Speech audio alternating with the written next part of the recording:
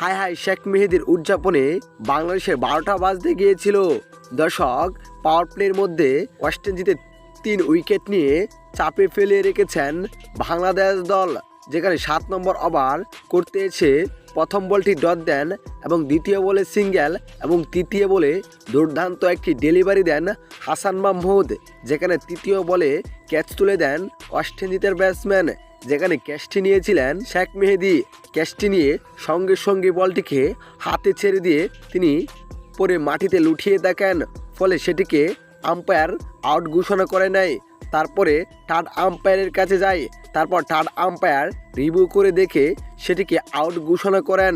যদি আরেকটু এদিক সেদিক হয়ে যেত তাহলে এটিকে নট আউট ঘোষণা করত আম্পায়ার, কেননা বলটিকে নিয়ে সঙ্গে সঙ্গে তিনি মাটিতে লুটিয়ে পড়েন বলটিকে হাওয়ায় ভাসিয়ে। তবে বাংলাদেশের কপাল ভালোই সেটি আউট হয়, নয়তো নট আউটেই হতো।